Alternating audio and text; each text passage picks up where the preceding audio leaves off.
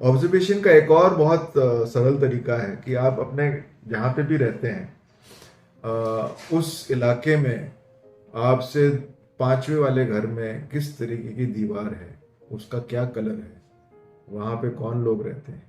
ये अगर आप रोजाना जाते हैं वहां से, और अगर आपने आंखें बंद करके आप ये इमेजिन कर सकते हैं कि वो कौन सा वाला घर है, उसमें क्या कलर की दीवार है और वहाँ पे कौन लोग रहते हैं, अगर ये आपके ऑब्जर्वेशन में आ गया तो ऑटोमेटिकली कहीं ना कहीं आपकी जो रिटेंशन पावर है, आपकी जो ऑब्जर्वेशन पावर है और उस चीज़ को याद करने, अपने मेमोरी बैंक में याद करके दर्ज रखने वाली पावर है, वो ऑटोमेटिकली सबकॉन्शियसली वर्क कर रही है।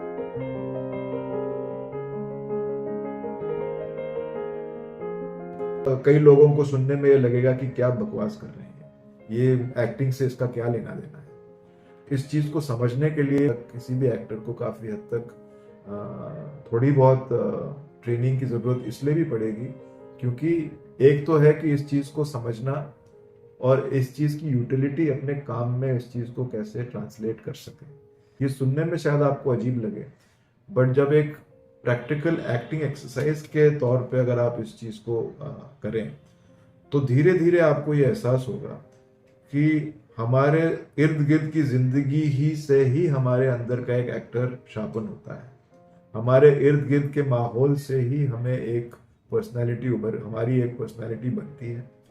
हम जिस घरों में, जिस माहौल में पैदा हुए, जहाँ पे हम बड़े हुए, हमारे परिवार और फिर आगे जाके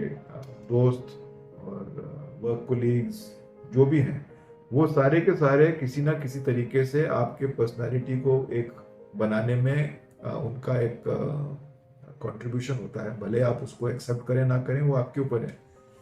सो उसी तरीके से एक कहानी में एक कैरेक्टर का भी उसके माहौल, जिस माहौल में वो कैरेक्टर जी रहा है, वो उसके इर्द गिर्द के लोगों से ही वो कैरेक्टर को एक लाइफ या एक दिशा मिलती है या एक उसका एक रूप आता है। और वो असल जिंदगी से ज्यादा दूर नहीं है, क्योंकि जैसे मैंने कहा कि कहानियां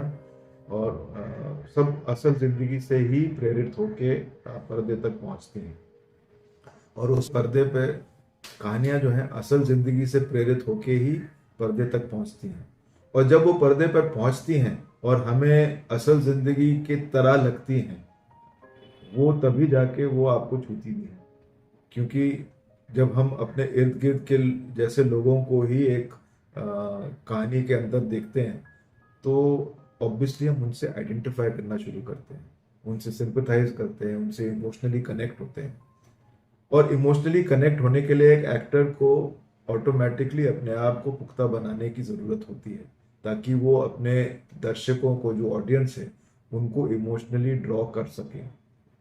ऑब्वियसली उसमें काफ़ी हद तक एक डायरेक्टर और राइटर की कंट्रीब्यूशन होगी, बट इवेंचुअली जो कम्युनिकेट जो कर रहा है, जो माध्यम जिससे ऑडियंस कम्युनिकेट हो रही है, उस कहानी से जुड़ रही है, वो तो एक्टर है। और जितना बड़ा एक्टर, चाहे बड़ा हो या छोटा हो, अगर वो एक्टर अपने असल जिंदगी से, अपने निजी जिंदगी के ऑब्जर्वेशन और एक्सपीरियंस और इमेजिनेशन से उस चीज़ को, अपने कैरेक्टर को एक रूप दे रहा है, उसके काम को ऑटोमेटिकली आप एक अलग नज़रिए से देखें। जैसे मैंने कहा कि आप राजकुमार राव को स्त्री में देख लें या ओमपुरी को आप अर्ध सत्य में देख लें, दोनों कहीं भी ऐसा नहीं लगे कि नाव राजकुमार राव ऐसे आपको शक हुआ कि नहीं ये टेलर नहीं लग रहा है, ना ओमपुरी अर्ध सत्य में कहीं पे भी शक लगा कि ये पुलिस इंस्पेक्टर के अलावा कुछ हो ही नहीं सकते। और उस चीज को करने के लिए ऑब्जर्वेशन की बहुत बहुत सख्त जरूरत थी, और ऑब्जर्वेशन ने ही उन कैरेक्टर्स को एक लाइफ देने का बहुत बड़ा योगदान दिया।